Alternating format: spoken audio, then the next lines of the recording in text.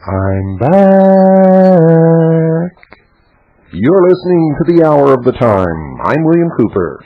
And I'm Carolyn Nelson, and welcome back to the Charlotte area, and we're looking forward to the move to St. John's. Yes, we're going to be moving into our new research center that anyone traveling out in this area will be able to visit anytime they want to in St. John's, Arizona. Why did we pick St. John's? Boy, people have been calling me and said, Bill, why did you pick St. John's? I mean, why didn't you at least get close to an international airport? Well, folks, we don't like to make anything easy on you, you know. We got to stretch the imagination of the sheeple just as far as we possibly can. Not only that, if you come to St. John's, Arizona, you'll get to look at what America used to be. I guarantee you it doesn't look like where you live unless you live in a town like St. John's, Arizona. It's like going back into time, to another world, another time, another place, other people where they're polite and where they care and where they help each other for the most part. Sure, you've always got the guy that is sort of on the outside and doesn't want to help with anything and always has a bad word. Those kind of people exist everywhere. But, you know, they used to be called characters. And in St. John's, Arizona, you can find a lot of characters, believe me. In fact, just a couple weeks ago, somebody put me to the test. Somebody who's listening to this show put me to the test. You've all heard me say that socialists suck, and you can hear them sucking all around the world all the time.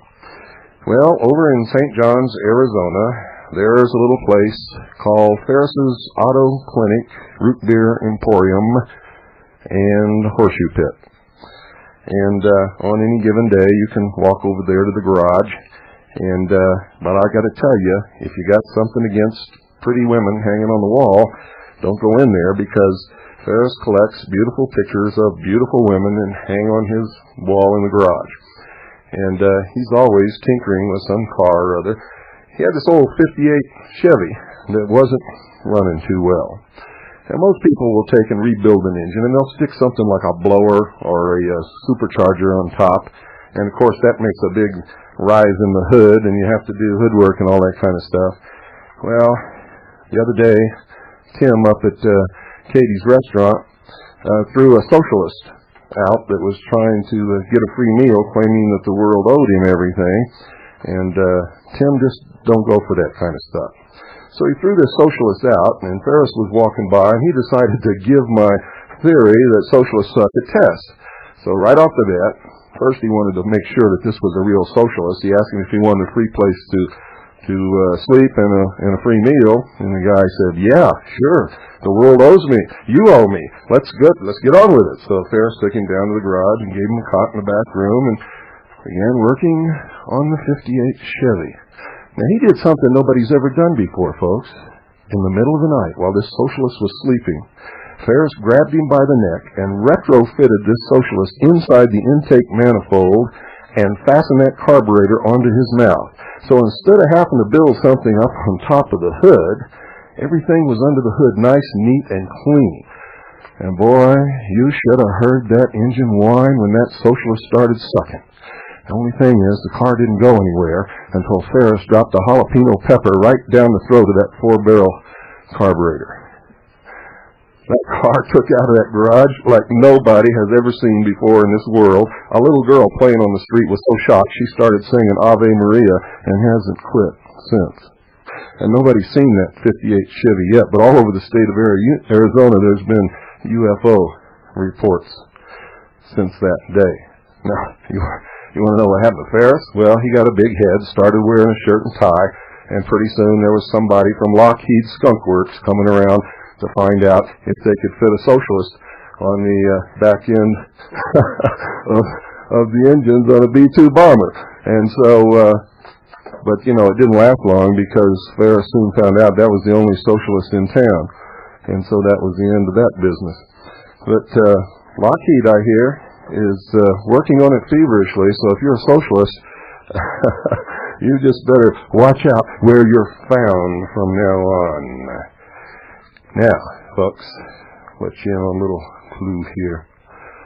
CAGI members do a lot of things. Some of them are extremely creative.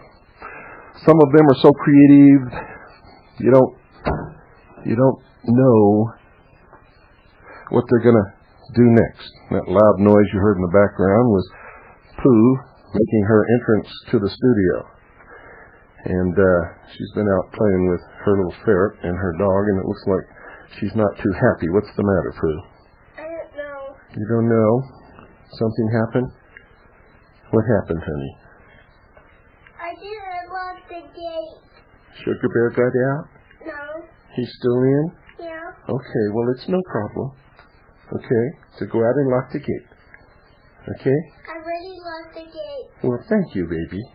So you don't have to cry. Everything's okay. Okay? Yeah. You want to help me with the radio show? Okay, come over here. I want to show you which button you're going to push. When I tell you, I want you to push that button right there. Okay. Okay? Get ready? Yeah. Here's an example, ladies and gentlemen, of what CAGI members sometimes do. Welcome to the New World Order. Hit the button. I'm very proud of you, Evan Sweetwater and Anthony J. Hilder. Evan Sweetwater is a CAGI member. Anthony J. Hilder is a good friend of mine, a radio talk show host who has his own show on, I don't know where, but he has his own show. He used to be on Radio Free America. He ran for the Senate in the state of Alaska. He's a good man. Evan Sweetwater is the talent behind that. All the music, all of that technical stuff, that was CAGI member Evan Sweetwater. And folks, you ain't heard nothing yet. Wait till you hear the rest of the music on tonight's The Hour of the Time. Phones are open, 602-333-2174. I want to hear from you. 602-333-2174. Good evening. You're on the air. Hello? Hello? You're on the air.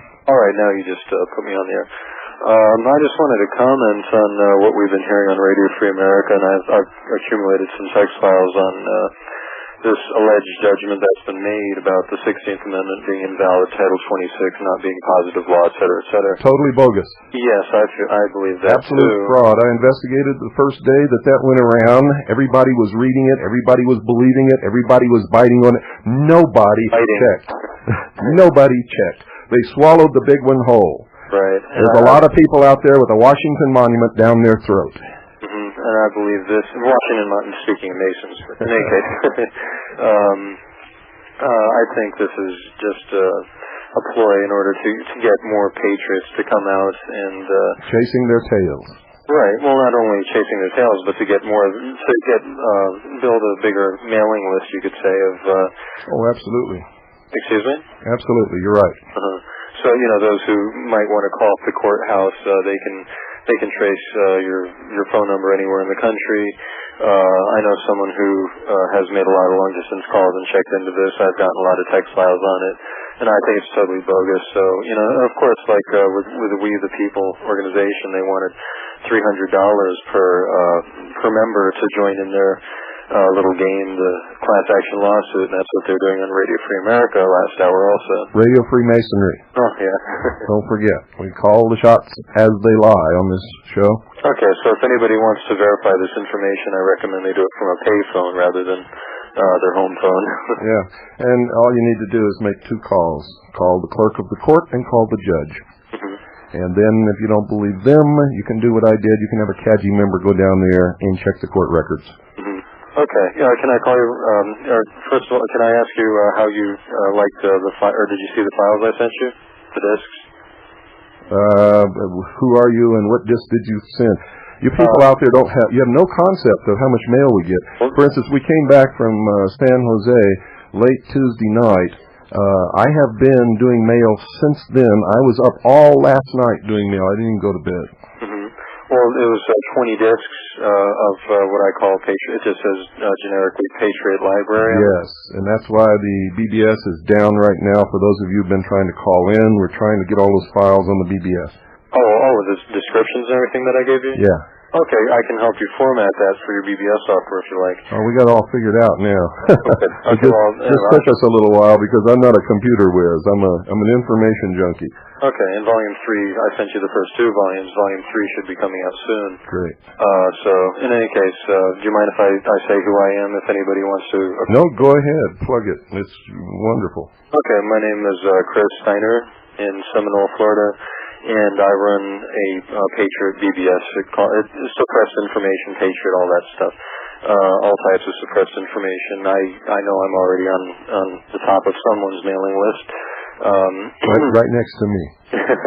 Yeah, because I'm putting out all this stuff. You know, I put out the only national listing of Patriot BBSs if someone wants to call around the country to do the work that I've done. But if they want to order the files from me, they can have a list sent to them by, they can call me at 813-596-4820, and my BBS number I'll give in a second, but say that number again. 813-596-4820, and that's my voice line. My BBS line is the same area code, 813-596-5372.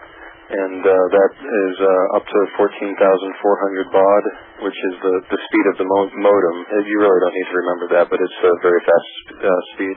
And all these files are freely available to anyone, regardless of whether they pay or get or contribute, I should say, or get validated or anything. Anybody can call in on their first call and get these files, and they can also get a listing of these files should they want to order them by mail. And they're well worth it. There's a lot of stuff in there that's bogus or is questionable, but there's a lot of real good meat. Yeah, I've just accumulated all I could. I wish I could go down to the local law library more, but... Yeah, well, you did a good job. Okay, well, thanks a lot. You're welcome. All right, bye now. Thank you for calling. 602-333-2174 is the number. Good evening. You're on the air. Wow, that was quick. Hey, Bill, that music is cool. That is actually, Mr. Evan Sweetwater has copied the methodology of a musical group called the Art of Noise. Whatever it is, I'll tell you. I don't know, did you hear it by shortwave or satellite? Shortwave. Shortwave, they are not jamming today. I got to send you something. Since you were picking on George Bush, I got to send you a tape I made. My wife says you're an absolute nutcase, and I call the thing "The State of the Onion." Okay. Now get serious. I was asked. By the way, my wife would agree with her. Really? Yeah. Well, that's cool. Why? She doesn't know me. Because I am an absolute nutcase. Oh, okay. I'm obsessed with saving this country's freedom, and that's what I do all the time. And everybody thinks I'm nuts, so I'm nuts. I don't think you're nuts. If you're nuts, then kind of like we bumped into each other and you lead me down the same path, we can both go down in flames. What the hell? Let's have a drink and do it. Let's go. In any case, I was asked an interesting question today, which was, did you give Roscoe Bartlett a copy of the Waco tape? And I said, no, but a fellow libertarian friend of mine did send him one. And I gave one to a fellow who you may have heard of, a guy named Moran, who happens to be a custom bladesmith of world renown, who is personally related to Roscoe, or personally acquainted with Roscoe. And he said he was going to show it to him. I don't know if he did or not. But in any case, Roscoe kind of got to looking around at this, and the fellow that I was talking to said, well, he might be ready to do something on this because this and that. And this is Lyndon Thompson's first tape. Okay, now, the next thing was I talked to a lady in Roscoe's office. It was kind of neat being out of work and raise hell. And I said, everything you see here and whatever is a fraud. She said, what? And I said, for example, the Northern Virginia National Guard, the Maryland National Guard, is sitting off there on the side of the Sinai there, and they're telling you that in case peace talks break down with Israel, these guys are going to jump right in and just save Israel. I said, guess what? Israel been dealing with this stuff since '67. They've been dealing with it since '48. They really don't need our help. That's right. I said, the bottom line is this. They're stuck in Egypt right now. I said, because Hosni Mubarak's regime is getting about ready to get involved in a civil war, and they're going to wind up the creamy white center in an Oreo cookie, and that ain't no place to be. Well, You just about got it right. And she's like, well, this is a guess on my part. And she's like, well, this, that, and the other. And I said, well, hey, here it is. Titled, Egyptian Police Battle Militants, 13 Killed. That sounds like minor problem, except for 3,000 police were being sent to 3 villages in Aswad, or however you pronounce it. The most violent villages, et cetera. Hey, we're propping up a repressive regime. Yep. That's and the discussion on that one. That's what we've always done. Now, here's the next goodie. I clued her into something, and this one you'll like because it comes out of your book, who a guy laid on me who was involved in satellite surveillance, et cetera, and it was neat that we bumped into each other because I had heard of you, and he says, oh, I got the book, and I said, well, behold, pale horse, that is. And I said, well, I didn't get it, but I heard of it, and round we went. So I get this little message here through my wife, because she happens to be a registered Democrat puke. In any case, Ann Richards is trying to get money, which is what politicians do. And the last phrase of which, after we deal with all these nasty Republicans, what a choice, Ann Richards and George Bush's son. Ain't that so? In any case, and if we really intend to leave our children and their children the kind of new America. On that note, I gave him copies of the proposed Constitution of the new states of America, and I said to him, I said, now, does this phrase here, in the duties and responsibilities, does that sound familiar? Does that sound familiar? I said, does that sound familiar? I said, we're currently caught up in an implementation stage. And the girl says, can I photocopy this? Photocopy the whole book. I don't care. It's your machine. Good. So, hey, you're making an impact, man. What can I tell you? Well, thank you. All righty. Bye-bye now. Thank you for calling. Rock on. Don't forget, folks, when we get set up in St. John's, Arizona, we'll have the library set up, and if any of you would like to donate books to the library, you may do so. Good evening. You're on the air. Hey, Bill. Yo. Bill, this is Mike from Dallas, Texas. Hello, Mark. I want to tell you how much I love your show, and that music I thought was fantastic. You ain't heard nothing yet. I think that's a way to appeal to the sheeple who don't seem to be able to understand anything. They can relate on a musical level. You know what I mean? That's why I've always played music, and I've really been lambasted by some of the older folk who say that they don't understand it, and it's just wasting time, and I should talk the whole hour. But I got news for them. I have drawn a lot of young people in to listen to this program just by playing the music that I've played on this program. And if you listen to the hour at a time, you'll get the coolest, best music there is, and it's always got a message. Bill, stay with it. You're on the right track. I got one other thing I'd like to mention. I got a copy of the Anti-Shyster magazine here in Dallas over the weekend. There was an article in there, and I'd like your opinion on this. It said that the actual conflict had already begun in the United States approximately 10 years ago, and it was amongst the George Bush faction of the CIA versus the Office of Naval Intelligence. And I'd like to have your opinion on that, and I'll listen if you don't mind. Total baloney.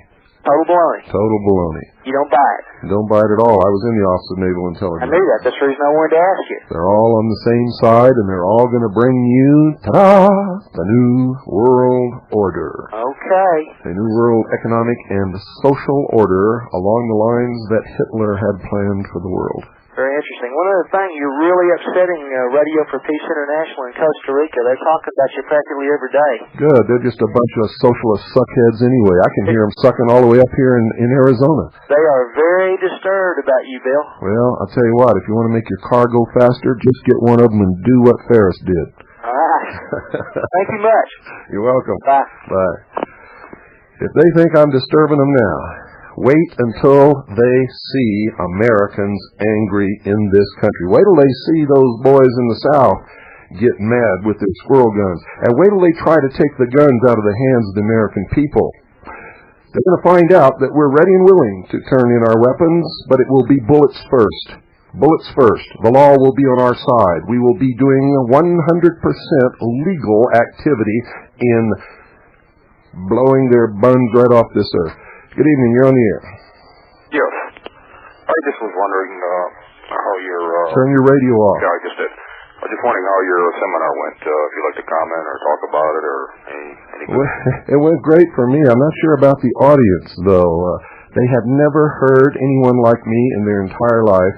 And what I saw out in front of me was several hundred people with their chin resting on their chest, their eyes popping out of their sockets, and one guy sat in his chair with his arms crossed for about 15 minutes after my first talk was over. I mean, he didn't move.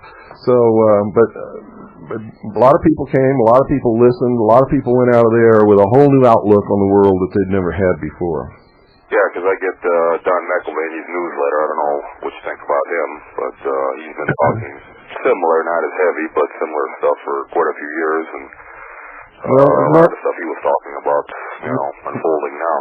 Normally I don't think about Don McElvaney, but at the show somebody came up and asked me who Don McElvaney was, and we have a document here that Don McElvaney wrote years ago where he said that he had worked for the CIA. And I merely told that person that according to that document that supposedly is written by Don McElvaney that he had worked for the CIA. And then he went over and talked to Don McElvaney, and Don McElvaney came over and threatened me. And I told him to stick it where the sun don't shine. I'm not afraid of anybody. He told me that he was going to stick his lawyers on me, and I told him, well, you go right ahead, my friend. You got my address, and if you don't, here, I'll give it to you. And I gave him my address. So... yeah, I just wondering what you thought, because like I said, I've been getting his news. Well, I hadn't thought of him at all until he came up and did that.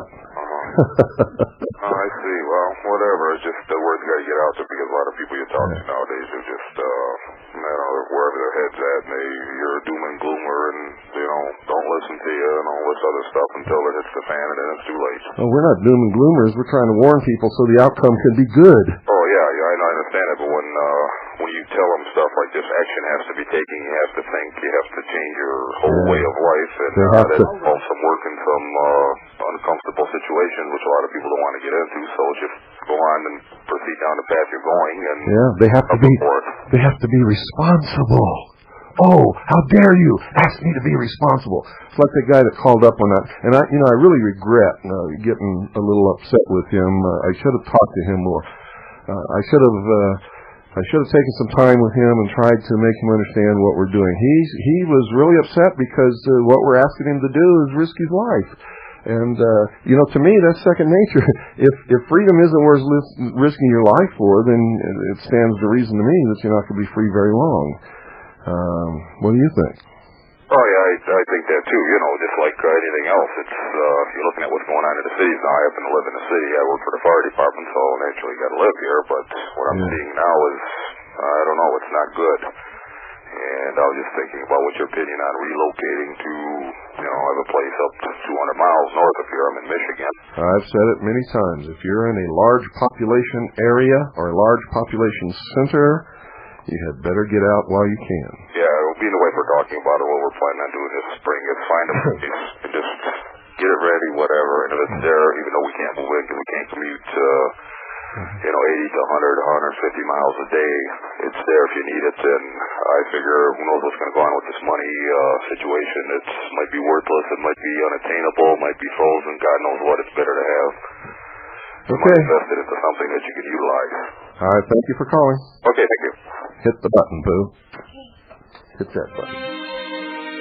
Don't go away, folks. We'll be right back.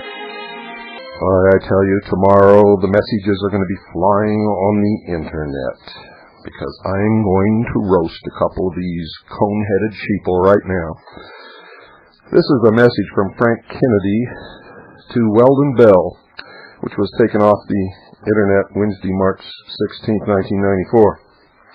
Weldon Bell wrote to Kurt Lochner, "Boy, do we agree on this one. I heard Cooper say Monday night, 3/14/94, that his sponsor, Swiss America Trading or whatever, was not making any money off the listeners. I'm curious, is this a coin dealer who is selling gold coins? Has anyone gotten screwed by getting involved in gold coins? I sure have. Well, if you did, it's because you're stupid, you dumb cone-headed sheeple." What I said that night, folks, is Swiss America Trading sponsors the hour of the time and the outlay of money to pay for the airtime of this program on satellite and shortwave radio is not made up for by the profit made on the gold coins or silver coins that they sell when you call in to Swiss America Trading. And I thought I made that absolutely clear, but these cone-headed little sheeple are buzzing these messages around on the internet, and you ask me why I'm not on the computer nets? It's because most of the people on the computer nets who habitate those computer nets are dolts. Airheaded little antisocial idiots who sit and hide behind their computers and lash out at the world. And I, for one, don't want any part of it. I'm going to finish reading this because it's really interesting. He says, I always feel that programs that have sponsors that promote that stuff ought to warn potential customers about the danger of buying gold coins. The price goes way up and down, and the people who buy your coins take a percentage. This is a socialist speaking, folks. This is a rabid socialist. He thinks that I should take care of him when he goes to purchase gold coins or make an investment, that it's my responsibility to make sure that he doesn't get burned. And I tell you, Mr. Socialist, you can kiss my... And I hope you understood what I said. He says, I heard this sort of program on WWCR once. Couldn't tell if that was Swiss American, but it sure opened some scar tissue. Sounds like he went out into the world. This is what all socialists do. He went out in the world. He heard something that sounded good on radio, and he decided to take a chance and buy some gold coins, and he got took because he was stupid. You see, he didn't investigate. He didn't check out the company he bought from. He didn't buy gold coins for the reason that we advise our listeners to buy gold coins. He thought he was going to make a big killing on the gold coin market by buying a couple of coins. And we know that the big boys, they can make that market jump up and down anytime they want to just by dumping coins on the market or pulling them off. We buy coins to protect our assets because they won't lose their value in an economic collapse. But this little twit airhead doesn't know that. He says, anyway, I got some email recently that told me that Cooper is one of the few people on Omega that is paying for airtime. Omega is the satellite network, folks. Much like LTRN, several people are getting free airtime to generate interest or disinterest in the station. And that's not true. But this airhead doesn't know. It doesn't have anything to do with the Omega satellite radio network. Doesn't know who's making payments and who's not, or how much they're paying, because that's a matter of privacy. It's a matter of contract between the contractor and the contractee. So this little socialist airhead twit doesn't know if anyone's getting free airtime or if anyone is paying for that matter. Much like LTRN, several people are getting free airtime to generate interest or disinterest in the station. And let me ask you this. What difference would it make except that you're not getting it? And that's really what may be biting your butt, isn't it? Absolutely. The paying customers are vital to the survival of Omega, and I take it that Cooper is one of the few that pays for access. I always pay my way, folks. I'm not a socialist. I believe in the American system. I believe in capitalism. It works. You will never find me freeloading on anyone. And it's hard for a friend to get me to accept anything from a friend for free. I give them a hell of an argument. You see, because I believe people should pay their way. And yes, the paying customers are vital to the survival of Omega. It's a business, you dummy. You ever hear of that? Have you ever heard of business? I don't think so. Sounds to me like you don't even know what the real world is. Who pays your bills, Mr. Frank Kennedy and Mr. Weldon Bell? He says, I find that kind of weird since it's been stated that the G3 subcarrier really isn't relaying the show to WWCR. Mr. Frank Kennedy, you Mr. Twit, airhead, cone-headed sheeple know-it-all, you are listening to this broadcast on shortwave via satellite, being picked up by satellite dish by WWCR. If you doubt it, instead of pontificating upon your little stupid soapbox on the internet, Why don't you call WWCR? Why don't you take that obelisk out of your mouth and call WWCR? Why didn't all you people do that when you heard about this judgment in Reno, Nevada? You see, there's a lot of listeners to this show that know better, who are sitting out there right now with an obelisk right down their throat because you bought that scam. All you had to do is pick up the phone and call, but you're too damn lazy. Not just Mr. Frank Kennedy and Weldon Bell, but all of you who got caught. You're lazy and you're stupid, and you are causing the destruction of this country. Not our enemies. Not our enemies. They're doing what enemies always do if you let them. That's what of, for, and by the people means. You are destroying this country. All of you stupid idiots sitting out there with the obelisk down your throat. He goes on to say, if Conspiracy Radio pays the bill for the TVRO crowd to have their free GI wine sessions, I guess it's a good thing. The only person I've heard whining is Mr. Frank Kennedy and Mr. Weldon Bell. And he goes on to say, Weldon Bell says, I may be a sheeple, but I'm not going to get fleeced by William Cooper. Did you hear that, folks? I've never fleeced anybody. Then he says, when I first heard his name, I thought it was a TVRO show, but I was thinking of the TVRO pioneer Bob Cooper. Then he says, you mean Ziff Davis isn't owned by Microsoft? So you can... I love these things. Folks, if you want to protect your assets,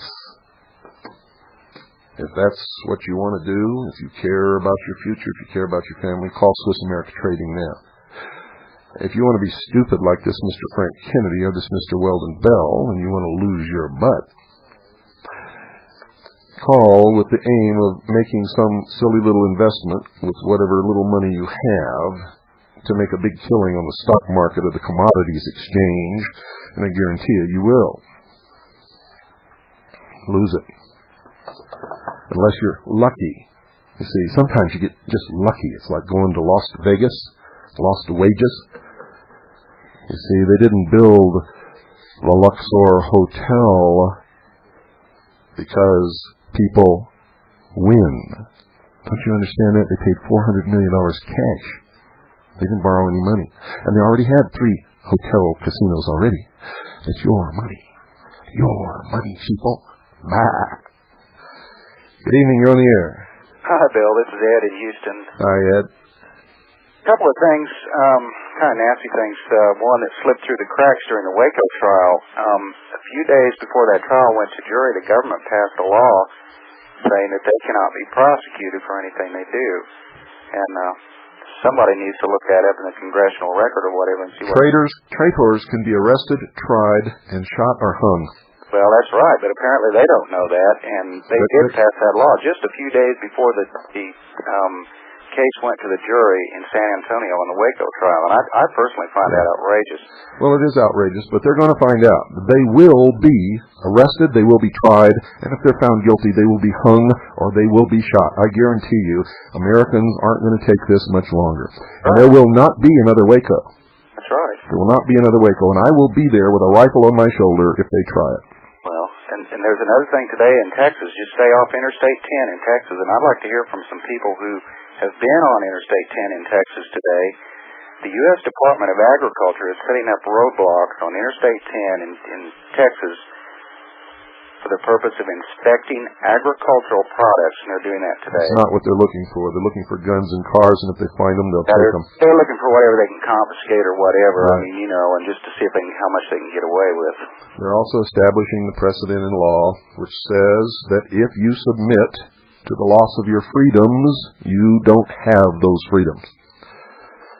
Yeah, that's what they're doing. And the Supreme Court ruled a year or 2 years ago or whatever that those kinds of roadblocks are legal for the purpose of testing people for.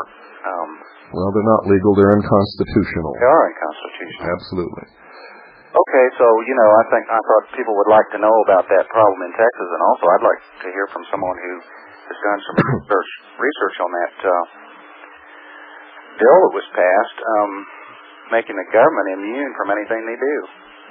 Well, it really doesn't matter anymore. We don't have a government. We don't have a constitution. We are subjects of the New World Order under the United Nations Charter. It's in the law. It is the law. In fact, their law. It's all illegal. It's been done by fraud. It is a crime. It is treason. And we don't pull any punches about it here on the Hour of the Time. I want to thank you for calling. Who pushed that button, my dear? Good evening. You're on the air. Welcome back, Bill. Thank you. Boy, it's good to have you back live. You know, last Friday, Carolyn did a wonderful job. She did a live show. I know. I listened to that tape, and it was wonderful. Before I left, I told Carolyn to do 4 reruns and do a ladies' night because I thought it would be a good thing. I didn't know how it was going to go over, but it was nice. I listened to the tape, and I really, really liked that. We may do it on a regular basis. Yeah, reception was good that night. And, you know, one poor lady from Florida called in. She was all excited about some flyers she'd sent off from an organization she discovered in Florida called Saving America Incorporated. Oh, Bobo's at it again, huh? Yep. Same thing as the America First Coalition before the election. That's right. Bobo in action. And if you look at pre-World War II, America First was the Nazi Party in the United States of America. It was promoted by the Coughlin, right here in my area. That's correct. The phone number, by the way, that she gave over the air, and I have a piece of literature here from before the election, is exactly the same 800 phone number as America First. Yeah, and don't forget, folks, America First was robbed of all its money by a man named Flowers. And Greitz is really fleecing the American people. Oh, God, it's pitiful, isn't it? Yeah, and Flowers is back. Oh, my. Yeah, him and Willis Carto. Yep. Okay, I just wanted to get that out because I went and checked that piece of literature I had from way back before the election, and it's exactly the same 800 number, even though they've changed the name. Okay. I know you disguised your voice, Glenn, but I know it's you. Oh, no, I'm not trying to disguise my voice. I'm just kidding you. You know, unless you acknowledge it, I don't feel there's a need to. I knew that had set you off. I was just joking. You betcha. Okay, Bill, any information on the CAGI convention that you mentioned a while back? No, we haven't got it yet. We're just moving into our center. I'll try to have some plans formulated up by April 10th. Any chance it'll be before July 16th, if you know what I mean? No, I doubt that. Oh, boy. I'd like to have it where everybody can be here when the stock market crashes. Yeah, amen to that. I just hope that we're here after July 16th. Well, I wouldn't be looking for July 16th. Look for Easter Sunday. Really? That's the date that the judge named to go up and throw Red Beckman off his property. Oh, boy. And there will be militia there. Oh, boy. Well, I appreciate that tip. I'll watch it. Also, April 19th, the date that the Branch Davidians were burned. Is there going to be a D.C. rally of some sort? April the 18th is the day in the Satanic Church of the preparation for the sacrifice. The 19th is the feast and the sacrifice of Ishtar. Yep. Boy, oh boy, doesn't that tie everything else together with the 1775 date and the 1943 date? Yep. God, it's incredible. Well, I just wanted to get that in and also to let you know how good it is to have you back live. Well, they miss you. By the way, when's the date on the Florida appearance? Florida, I don't know. Okay, I've got a phone number here. I'll give him a call. I also appreciate hearing your remarks about McElvaney tonight, too. I really appreciate that because there's so many sheeple out here that, you know. Well, I didn't say, I don't know anything about McElvaney. I never thought of him. I never said anything about him until he came up and threatened to sick his lawyers on me because I told somebody that he had written a paper years ago where he said that he had worked for the Central Intelligence Agency. When you read his books and you see his videotapes, I mean, this guy's got too much information to be anything other than that. Well, that doesn't mean that his information isn't good, but obviously it's not there by accident. I don't know, and you know me, I can't comment on him because I haven't studied him. All I know is what he's written himself. God almighty, it's incredible. Well, at any rate, good to have you back. Take care, and if we're able to, given all these other things that are rolling around when you have that CAGI convention, we'll be there. By the way, I got my proxy thing today, okay? Good. And should I just sign it and send it in to you even though I've already sent you that statement? Yeah, sign it, have it notarized, and send it in. Notarized as well? Yeah. Okay, we'll do that. That way they can't give any static about it. Sounds good. And by the way, we will see you in Virginia on May 3rd. Great. Okay, take care, Bill. Bye-bye. Bye-bye. 602-333-2174. And good evening. You're on the air. Well, you're not going to believe this, but I'm calling from Texas, and I was trying to dial anyway. I happen to be that crazy lady that called in about the Saving America. I'm just trying to, and I'm not afraid to call in and face the music, you know. Well, there's no music to face. Nobody was criticizing you. Well, I know, but I mean, I was trying to dial in anyway, but I'm just trying to do my best out here. And I have a question. I really do have a question. That's why I was going to call. I hope that this will be important to ask, because there may be some other people out there. What's the best approach when you're trying to talk to people about the New World Order, trying to bring them up to date or bring them along? My personality is to come on strong, and I feel like I really don't care if people think maybe I am. I want them to think I'm credible or that I have passion, even if they don't necessarily believe me. But I don't walk away and think that, oh, what did they think about me? You know, I mean... No, you can't do that. If you do, you just beat yourself up all the time. Because I've been criticized for that. Welcome to the club. You know, Rush Limbaugh says he's on the cutting edge of societal revolution. I'm behind enemy lines. He's so far behind me, it's not even funny. And you come on strong, I jump down their throat. And I get criticized in the major media. So don't feel bad. You're with good people. Okay. I'm a good person, and you're with me. Okay. Okay? All right. And you're with Carolyn, and you're with Annie. You're with good people. All right. Well, thanks for the little pep talk. Okay. And thank you for your help the other night. You know, even though you didn't understand what it was, you were trying to help. I understand that. So does everybody else. Oh, I do too. Since I was trying to call anyway, I thought, well, you know, my heart jumped in my throat, and I thought, oh, they're talking about me. But I thought, well, I wanted to call, and I'm going to call anyway. So. You know what? You're the only one out there that knew we were talking about you. Oh, I know. It was me. Okay. But I'm still. You know what I'm going to do? I've got 400 or 500 of those brochures. Yeah. And I'm going to cut off the part with the order form. Good, and hand them out. Still going to pass them out. I go into the grocery store and lay 2 or 3 around as I shop, and I'm going to cut it off and still lay it around because I think it's decent information. Good for you. Okay. Thanks for calling. Well, folks, listen to this. Good night, and God bless you all.